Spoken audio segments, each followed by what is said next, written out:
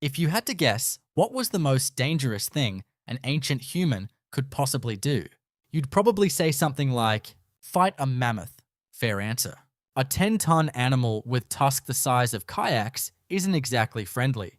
But surprisingly, that wasn't the most dangerous decision. Walking toward a fire was, imagine this. You're standing at the edge of a prehistoric forest. Then, without warning, crack. A bolt of lightning tears across the sky. A tree explodes. Flames race through the dry grass. Within seconds, the entire forest is alive with fire. Deer sprint in every direction. Birds vanish into the sky. Even wolves don't stick around to see what happens next. Every animal on Earth seems to agree on one thing: get out. Then one strange little ape does something completely different. He stops, tilts his head, and instead of running away, he takes one careful step toward the flames. Now, before we call that intelligence, let's admit something. That is also exactly how horror movies begin. So why would anyone walk towards something every other animal fears? That single question might explain why humans eventually changed the world. Think about it. Fire existed for hundreds of millions of years before humans ever appeared. Lightning made it. Volcanoes made it. Nature had absolutely no problem making fire. Humans weren't trying to invent it. They were trying to understand it. And that difference matters. Because almost every great human discovery begins the same way. Not with an answer, but with someone asking, what happens if? What happens if I throw this seed into the ground? What happens if I tie this sharp rock to a stick? What happens if I don't run away? Just this once. Curiosity is a strange survival strategy. Sometimes it gets you killed. Sometimes it changes history. Scientists believe early humans probably encountered natural wildfires many times over hundreds of thousands of years. Most likely, they behaved exactly like every other animal. They ran. Until someone didn't. We have no idea who that person was. We don't know their name. We don't know their face. We don't even know if it was one person or hundreds of different groups, making the same discovery over thousands of years. But somewhere, someone stayed curious just a little longer than everyone else. And that may have been enough. Now imagine the fire is finally dying. The roaring flames are gone. Only glowing branches remain. Smoke drifts quietly into the cold evening air. Everything smells different. Then something catches your eye. A deer. It didn't escape. Curiosity wins again. You walk over, tear off a piece of meat, take one bite. Wait, that's better. Not gourmet. Let's not get carried away. But definitely better. It's softer, warmer, easier to chew. It doesn't fight back nearly as much as raw meat usually does. Without realizing it, you've just discovered something that modern biology can explain thousands of years later. Heat changes food. Proteins unfold. Muscle fibers soften. Many dangerous microbes are destroyed. Your body spends less energy digesting the meal. Of course, ancient humans didn't know any of those words. They simply knew something much more useful. This tastes good. And honestly, that's usually how science starts. Not with equations. With someone saying, huh? That's interesting. If discovering cooked food was the first surprise, keeping the fire alive was the second one. Because here's something most people never think about. Finding fire is easy. Keeping it is incredibly difficult. Imagine someone carefully carrying a burning branch back to camp. Not running. Not waving it around. Just walking. Very, very carefully. Because one wrong step, one strong gust of wind, one unexpected rain shower, and humanity's most valuable possession suddenly becomes a very ordinary stick. That's not even an exaggeration. Many archaeologists believe the earliest humans probably learned to preserve naturally occurring fire long before they learned to create it themselves. In other words, our ancestors may have become babysitters for the world's most dangerous toddler. Feed it, protect it, never leave it alone, and definitely don't let it escape. It's funny to imagine, but it also makes perfect sense. Learning to keep a fire alive is much easier than learning how to create one from absolutely nothing. In fact, you've probably experienced something similar. Starting a barbecue from scratch, sometimes frustrating. Keeping it burning once it's lit, much easier. Ancient humans faced exactly the same problem, just with much higher consequences. If the barbecue failed today, You order pizza. If the fire failed back then, winter ordered you, little by little.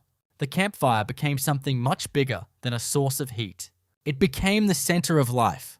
Picture a prehistoric campsite after sunset. Children are no longer hiding in complete darkness. Hunters are repairing broken spears. Someone is scraping an animal hide. Someone else is preparing food. An elder is pointing at the stars while explaining where the mammoths usually travel when winter arrives. Nobody planned a meeting. The fire created one. Scientists think this may have changed human society in remarkable ways, not because fire magically made people smarter overnight, but because it created something humans had never really possessed before. Extra time together. Think about your own day. Most conversations happen after work, at dinner, on the sofa, around a table. For prehistoric humans, the campfire may have been all of those places at once. It became the world's first living room. No television, no phones, no Wi-Fi password to ask for. Just people sharing ideas. Some anthropologists suggest these longer evening gatherings may have helped knowledge spread more efficiently between generations. It's difficult to prove exactly when that happened, but the idea fits remarkably well with the archaeological evidence showing increasingly complex human behavior over time. And honestly, if you had finally escaped a cave lion, you'd probably tell that story more than once. Did I ever tell you about the time I almost became dinner? Yes, about 47 times. But this version has better sound effects. Then came the biggest challenge of all. What happened? When the fire finally died. Because no matter how carefully you protected it, eventually, every ember turned black. Every flame disappeared. Every camp returned to darkness. Waiting for another lightning strike wasn't exactly a reliable survival strategy. Imagine if your phone could only charge during thunderstorms. Most of us wouldn't make it through a single weekend. Humans needed something better. They needed to stop borrowing fire and start making it. That sounds simple. Until you actually try it. Take 2 random sticks from your backyard. Rub them together for 5 minutes. Nothing happens. Try 10 minutes. Still nothing. At this point, you'll probably discover a fascinating scientific phenomenon called arm pain. Movies have accidentally given us a very misleading idea. One heroic character rubs 2 sticks together. 3 dramatic close-up shots later, boom, perfect campfire. Reality was much less cooperative. Creating fire required the right wood, the right tinder, the right amount of pressure, the right speed, the right humidity, the right patience, and probably the right amount of stubbornness, because most attempts would have failed again and again and again. Imagine watching someone spend half a day rubbing sticks together. The rest of the tribe walks past. What are you doing? Making fire. Looks more like polishing wood. Fair enough. From the outside, it probably looked ridiculous. Until one day, something changed. Not a giant flame, not fireworks. Just a thin ribbon of smoke, a tiny glowing ember, barely visible, so small. You could accidentally blow it away by celebrating too early. But inside that tiny glowing coal was enough energy to rewrite the future of humanity. At first, that tiny ember probably didn't feel like humanity's greatest invention. It felt like a miracle. Nobody celebrated by shouting. We've entered a new technological era. They were probably too busy trying not to let it go out. Because making fire once didn't mean you could do it again. The first successful fire maker almost certainly failed. Many times. And that's something we rarely think about. Human history isn't just a story of brilliant discoveries. It's also a story of spectacular failures. Somebody picked the wrong wood. Somebody struck the wrong stones. Somebody blew too hard and accidentally killed the only glowing ember they had spent half a day creating. Imagine explaining that to the rest of your tribe. So, where's the fire? About that. Fortunately for us, our ancestors were unbelievably stubborn. They kept experimenting, not because they wanted to invent civilization, because they wanted dinner. Over thousands of years, different human cultures discovered different ways to make fire. One of the oldest methods relied on friction. 2 pieces of dry wood, one spinning against the other, slowly, patiently, building heat molecule by molecule until the wood produced a tiny coal. Simple in theory, exhausting in reality. If you've ever tried it yourself, you'll quickly discover that prehistoric people had stronger arms than most office workers. Another method used certain types of stone, flint. When struck against minerals rich in iron, such as pyrite, can produce hot sparks capable of igniting dry tinder under the right conditions. Notice something important. Many people believe 2 pieces of flint create fire. That's actually a common misconception. Scientists have found that flint works best when it strikes iron-rich minerals, producing tiny fragments that become extremely hot. It's a small detail, but small details often make the biggest difference. And archaeology is full of small details. At sites across Africa, Europe, and the Middle East, researchers have uncovered hearths, burned bones, charcoal, heat-altered stone tools, and layers of ash that show humans weren't simply finding wildfires anymore. They were controlling them. Exactly when this transition happened is still debated. Some archaeological sites suggest controlled fire may have existed close to 1 million years ago. Others argue that clear, widespread evidence becomes much stronger, hundreds of thousands of years later. Science doesn't always give one perfect answer. Sometimes it gives us the best explanation supported by the evidence we have today. And that's what makes archaeology so fascinating. Every new discovery has the potential to rewrite part of the story. But regardless of the exact date, one thing is beyond doubt. Eventually, humans no longer waited for lightning. They carried the knowledge inside their own hands. And that's the moment everything accelerated. Because once humans could create fire whenever they needed it, they stopped adapting to nature. They began changing nature instead. Fire transformed cold caves into homes, dark nights into places where families could gather, frozen landscapes into places people could survive. But perhaps the biggest transformation wasn't happening around the fire. It was happening inside the human body. Imagine chewing a raw steak. Now imagine eating a slow-cooked meal. Your stomach definitely notices the difference. So did prehistoric humans. Cooking breaks down tough muscle fibers. It softens plant tissues. It destroys many harmful microorganisms and parasites. It allows the body to extract more energy from the same amount of food. That's not just convenient. It's revolutionary. Some scientists, including Richard Wrangham, have proposed that cooking played a major role in human evolution by making food easier to digest and freeing more energy for the brain. This idea is known as the cooking hypothesis. Like many big scientific ideas, researchers continue to debate exactly how large that effect was. But most agree on one point. Cooking fundamentally changed the relationship between humans and food. Suddenly, meals required less chewing. Digestion became more efficient. More calories became available. And every extra calorie was valuable. Especially in a world where finding tomorrow's meal was never guaranteed. Without realizing it, our ancestors weren't just cooking dinner. They were fueling one of the most energy-hungry organs ever produced by evolution, the human brain. And in a strange way, every modern kitchen still carries a little piece of that first prehistoric campfire.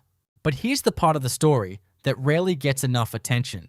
Fire didn't simply help humans survive. It completely rewrote the schedule of human life. Before fire, the day ended when the sun disappeared. After fire, the day suddenly became much longer. Think about that for a second. For millions of years, darkness told every animal on Earth, time to stop. But humans eventually replied, not anymore. That tiny orange flame pushed the darkness back. Just a little, but sometimes, a little is enough to change history. Around the campfire, something remarkable began to happen. People didn't just eat, they stayed. Instead of immediately crawling into the safest corner they could find, they sat together.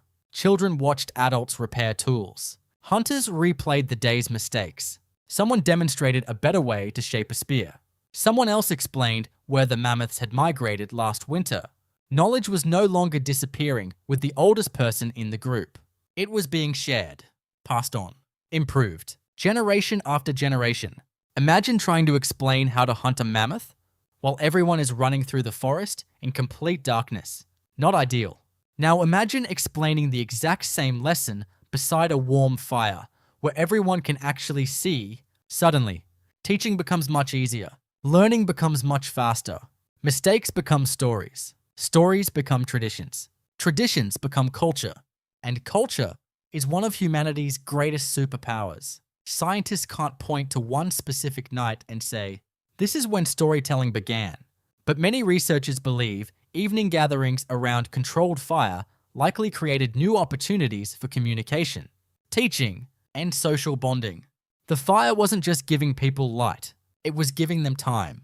Time to think, time to remember, time to imagine, and perhaps time to ask questions. Questions like, what if we hunt from the other side of the valley? What if we store food for winter? What if we follow the mammoths instead of waiting for them? Every civilization in history started with someone asking, what if? And for thousands of years, many of those questions were probably asked beside a campfire. Fire also changed something much more practical. Geography? Before controlled fire, many cold regions were simply too dangerous. The farther north humans traveled, the colder the nights became. The longer the winters lasted, the harder survival became. But a campfire changes the rules. A fur blanket keeps one person warm. A fire keeps everyone warm. That difference matters. Little by little, humans expanded into colder environments. Across snowy mountains, frozen valleys, open grasslands. Eventually, into places that would have been almost impossible to inhabit without reliable fire. Of course, fire wasn't magic. It didn't solve every problem. A campfire still needed fuel. Someone still had to gather wood. Someone still had to protect it from rain. Someone still had to make sure an excited child didn't accidentally turn the entire campsite into history's first wildfire. Some responsibilities never change.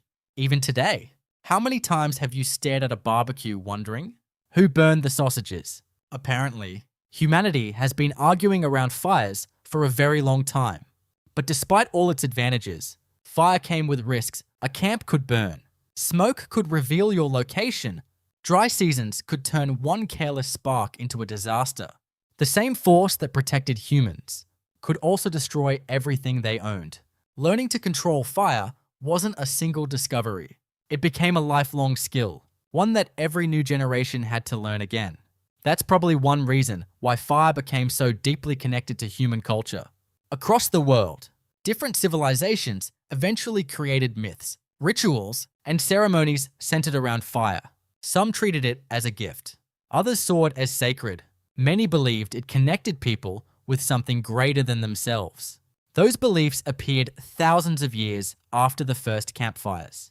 But perhaps they all began with the same feeling, standing in front of a flame and realizing this wasn't ordinary. So, who discovered fire? The honest answer is, we don't know. There was probably no single inventor, no prehistoric genius standing on a rock announcing, I have changed the world. Instead, countless generations slowly observed, experimented, failed, learned, and shared what they discovered. That's how science still works today, not through one perfect answer, but through thousands of small improvements. And maybe that's the real lesson hidden inside humanity's first campfire. Fire wasn't our greatest invention. Curiosity was. Fire simply became one of curiosity's brightest rewards. Because the moment humans stopped asking, how do we survive today? And started asking, what if tomorrow could be better? Everything changed. The warmth from those first ancient campfires has long since faded. The smoke disappeared thousands of years ago. The people who gathered around those flames are gone.